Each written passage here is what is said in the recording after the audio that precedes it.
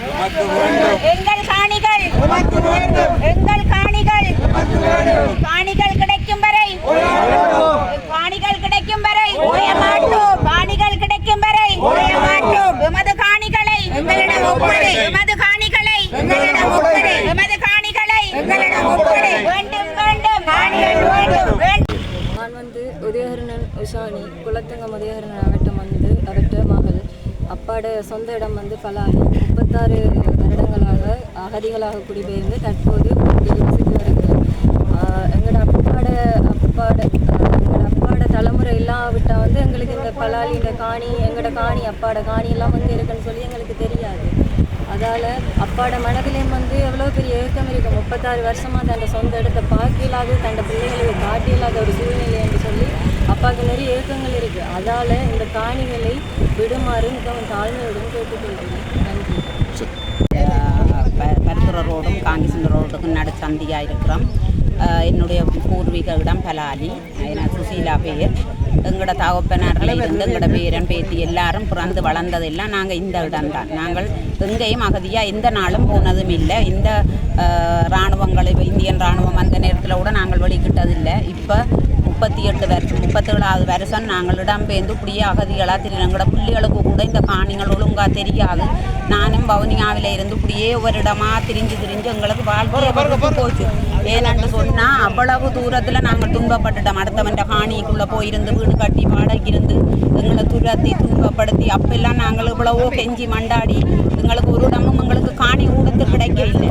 இப்போவும் நாங்கள் இடம்பெயர்ந்து ஒவ்வொரு இடமாக தான் இருக்கிறோம். எங்களுக்கு சொந்த காணி வேணும். இந்த அரசாங்கத்தை கேட்குற நான் உண்டே உண்டு. உங்களோட காணி கூட நீங்கள் வச்சிருக்கிறீங்க. உங்களோட காணி நாங்கள் வச்சிருக்கிறோம். இவ்வளவு சனம் நாங்கள் துன்பப்பட்டு கொண்டிருக்கிறோம். இவ்வளோ வருத்தக்காரரை நாங்கள் சந்திச்சிருக்கிறோம். வீடு வாசல் இல்லாமல் இருக்கு. எங்களோட சொந்த பந்தம் எல்லாம் திக்கி திசை மாறி நிற்கிது.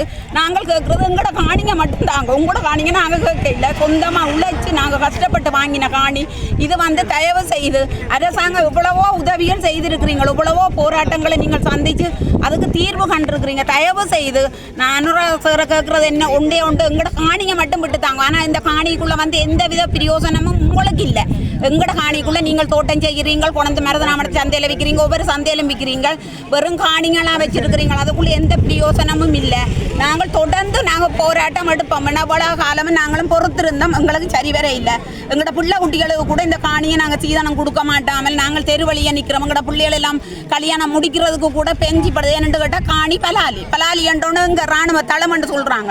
தயவு செய்து எங்களோட காணிகளை விட்டு தாங்க. நாங்கள் எதையும் நாங்கள் கேட்க இல்லை. எங்களோட சொத்து பத்தா கிடக்கிறது இந்த பலாலி வடக்கில் இருக்கிற எங்களோட அவ்வளவு காணி. எங்களோட சொந்த பந்தமோ எங்களுடைய உறவுகளோ எல்லாரும் எங்களுடைய கடல் தொழில் கூட நாங்கள் இந்த கடற்கரையில இருந்து இவ்வளவு சந்தோஷமா இருந்த எங்களை இவ்வளவு தூரம் துரத்தி அடித்த மாதிரி எங்களை நாங்கள் எல்லாம் என்ன செய்த நாங்கள் இந்த அரசாங்கத்துக்கு இந்த சின்ன எங்களோட பிள்ளைகள் என்ன செய்தது? நாங்கள் இப்படியே தெருவழியா நின்று இந்த வேகாத வெயில் இல்லையே இவ்வளவு கஷ்டப்படுறோம். தயவு செய்து இதை மனம் இறங்கி அவரோட சேர்ந்த எல்லா நிறுவனக்காரர் எல்லாரும் சேர்ந்து எல்லாரும் நெடுகளும் போட்டி கொடுத்து கொண்டிருக்கிறோம். எங்களுக்கு இனியாவது ஒரு முடிவு வரணும். இல்லையோ இந்த இடத்துல நாங்கள் தொடர்ந்து இரவு கூட நிற்கிறதுன்னு தான் ஒரு முடிவு எடுத்துருக்கிறோம். ஏன்னா அவ்வளோத்துக்கு எங்களுக்கு ஏலாது. இவ்வளவு தூரமாக நாங்கள் இந்த ரோட்டால் போய் வரைக்கும் எங்களோட வயிறு இவ்வளவு பத்து எரியுது. இவ்வளோ எங்களோட காணிகள் எங்களோட தோட்டங்களை விட்டுட்டு நீங்கள் தோட்டம் செய்து உங்களோட சுதந்திரத்தை பார்க்குறீங்களோ இல்லையா? எங்களோட சுதந்திரத்தை நீங்கள் பார்க்குறீங்களா? ஏன் நாங்கள் சொந்தமாக காணிக்க வேண்டிட்டு நாங்கள் இப்படி தெருவழியை நின்று இந்த வேகாத வெயில்ல நின்று வருத்தக்காரரை இன்னும் இவ்வளவு சனம் வராமல் இருக்குது. தயவு செய்து எங்களுக்கு எங்களோட காணி மட்டும் தருங்க. நாங்கள் எந்த சொத்தையும் நாங்கள் கேட்க இல்லை. எங்களோட காணி எங்களுக்கு விட்டே ஆகணும். எங்களுக்கு இந்த காணி தேவை எங்களுக்கு தேவைக்கு மேலே தேவை இதுதான். நாங்கள் எங்களோட பணம் பொருளை உங்கள்கிட்ட எதுவுமே கேட்க இல்லை. அரசாங்கத்துக்கு எங்களுக்கு தான் இப்போ பிரச்சனை. அரசாங்கம் ஒத்துக்கொண்டா எங்களை காணிக்க விடலாம். தேவையில்லாத இடத்துல தான் எங்களுக்கு அந்த இடம் எங்களோட வீடுகள் காணிகள் எல்லாம் இருக்கிறது. எந்த வித இராணுவ தளமும் இல்லை. அந்த சந்தியில் கூட பெரிய ஹோட்டல் கட்டியாச்சு. இப்படியே எங்களோட சொந்த காணிகளுக்குள்ள நீங்கள் ஹோட்டல் கட்டி நீங்கள் சுதியா வாழ்ந்து அதுக்குள்ள உங்களுக்கு ஒரு சிறைச்சாலை மாதிரி நீங்க இருக்கிறீங்க. நாங்கள் தெருவழியவா நிற்கிறோம்.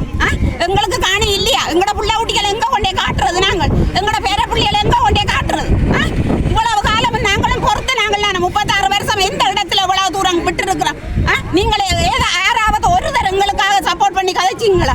இங்க இருந்து கொழும்பு வரையும் கூட அந்த வெயிலுக்குள்ள வேகாத வெயில நின்று காஞ்சி இருக்கிறோம். தயவு செய்து எங்களை காணிங்க மட்டும் எங்களுக்கு தாங்கும். எங்களோட காணி அரசாங்க காணி. எங்களோட கோயில் எங்களோட அம்மன் கோயில் ரோட்டோட எங்களுக்கு துப்பரவா எங்களுக்கு அந்த இடத்துக்கு போக முடியாம இருக்கு. கோயிலுக்கு நாங்கள் போறோம்டாலும் ஜெயில் வாழ்க்கையா கோயிலுக்கு போறோம் பாரம். எங்களுக்கு எதுவுமே வேண்டாம். எங்கட காணிங்க விட்டு தாங்கோ இல்லையோ நாங்கள் கடைசி வரையும் போராடுவோம்.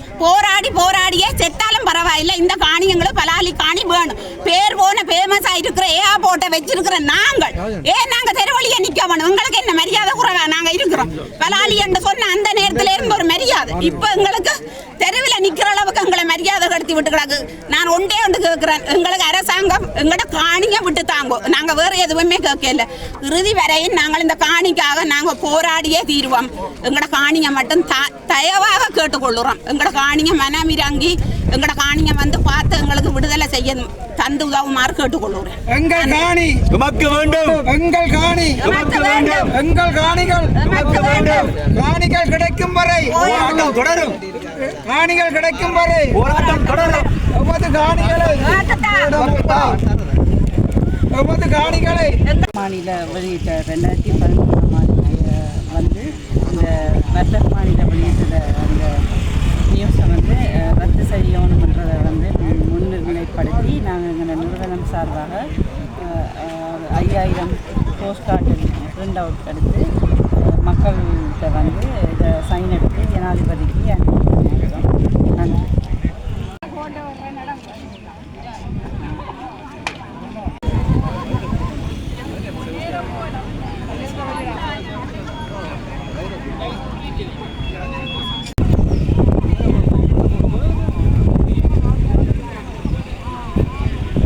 பேப்பர்கள் உங்களுக்கு ஆட்சி தான் தேவை. இந்த இவ்வளவு மக்களும் தெருவழியாக கிடந்து சாகட்டும்.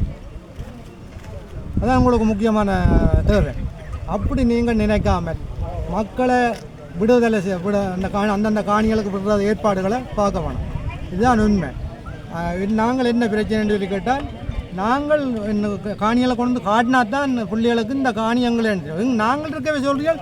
அரசாங்க காணிலாம் நீங்கள் இருந்த நீங்கள் இவ்வளோ காலம் அப்போ உங்களை என்னடா லூஸு உங்களை என்ன பைத்தியம் கதைக்கலான்னு சொன்னால் நேரு கருத்து ரீதியாக கதைக்கும். கருவி கொண்டு கதைக்கக்கூடாது. கருத்தால் அணுக வேணும். கருவி கொண்டு கதைக்கக்கூடாது. வேறு மாற்று வழிகளும் எடுக்கக்கூடாது. சரியானது என்றால் யாராவது ஒரு ஆள் வேறுங்க கதைச்சு அவ்வளத்தில் நீங்கள் நியாயப்படுத்தி போட்டால் நான் இந்த உயிரை விடுறேன்.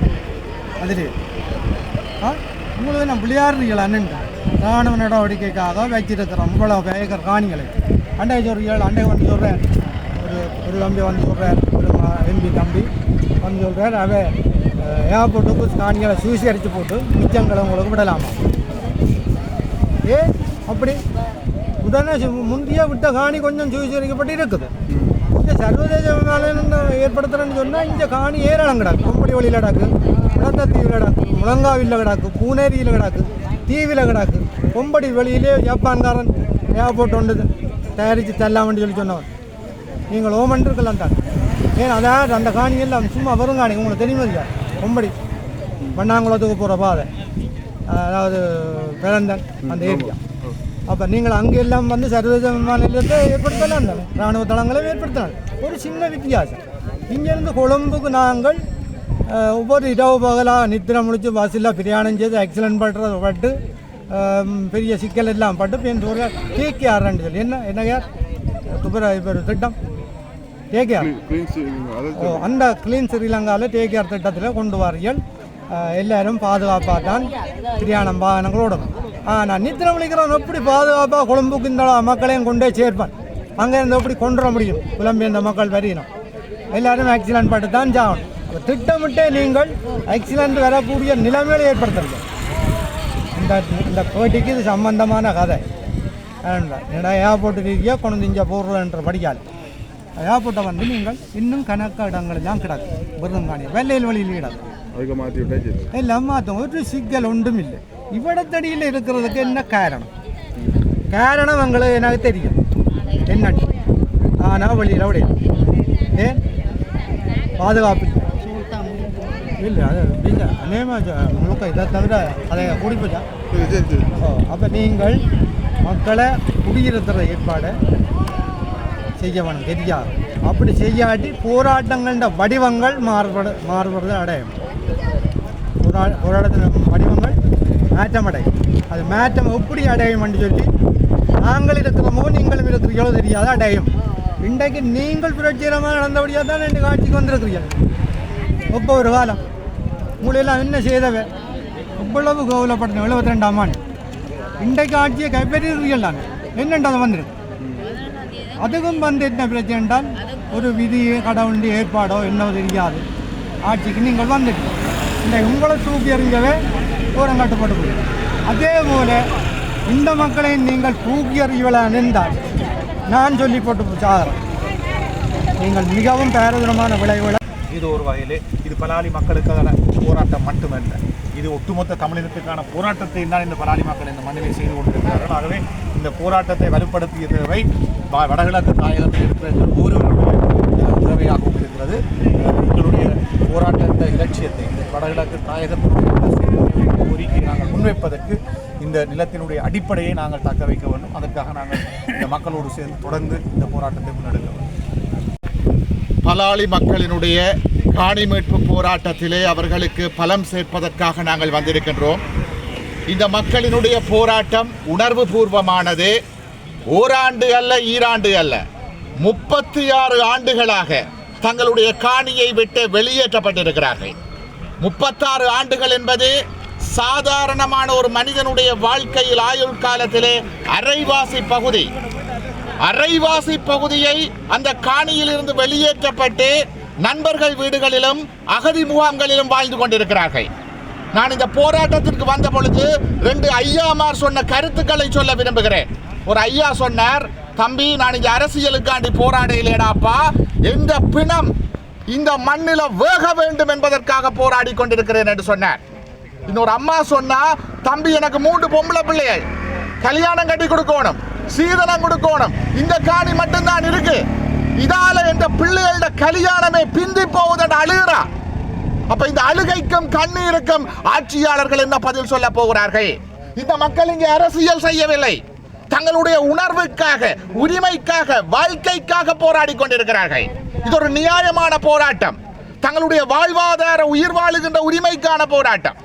தற்பொழுது ஆட்சியில் இருக்கின்ற ஆட்சியாளர்கள் தாங்கள் ஆட்சிக்கு வந்தவுடன் தமிழ் மக்களினுடைய காணிகளை அவர்களிடமே வழங்குவதாக சொன்னார்கள். ஆனால் என்ன நடந்து கொண்டிருக்கிறது? 2 ஆண்டு முடிய போகிறது, ஆனால் மாற்றங்கள் எதுவும் வரவில்லை. இது எங்களுடைய மண், வடகிழக்கினுடைய ஒரு வளமான மண்ணில் ஒன்று இந்த பலாலி மண். இந்த மண்ணிலே விவசாயம் செய்தால் பொன்னும் பொருளும் கொளிக்கும். ஆனால் இந்த மக்கள் அகதிகளாக கத்தரிக்காயையும் பூசணிக்காயையும் பல 100 ரூபாய்களுக்கு வாங்கி கொண்டிருக்கிறார்கள். வேதனையான விடயம், இந்த மண்ணிலே ராணுவம் விவசாயம் செய்து அந்த விவசாய பொருட்களை இதே மக்களுக்கு பலாலிக்கு வெளியே வித்து கொண்டிருக்கிறார்கள். தங்கட மண்ணில ராணுவம் உற்பத்தி செய்கின்ற உற்பத்தி பொருட்களை இந்த மக்கள் கடன்பட்டு வாங்கி கொண்டிருக்கின்றார்கள். இது அவலத்தினுடைய உச்சம். இதற்கு முடிவு கட்டப்பட வேண்டும். நாங்கள் இந்த ஆட்சியாளர்களிடம் கோருவது, நீங்கள் பேசியது உண்மை என்றால், நீங்கள் மக்களுக்கு கொடுத்த வாக்குறுதி உண்மை என்றால் இந்த மக்களினுடைய காணிகளை விடுவியுங்கள். அல்லது நாங்கள் மீண்டும் மீண்டும் சொல்வது போல NPP, நாங்கள் பேசியதெல்லாம் பச்சை பொய் என்றுதான் நாங்கள் சொல்லுவோம். நாங்கள் பேசியதெல்லாம் பச்சை பொய்.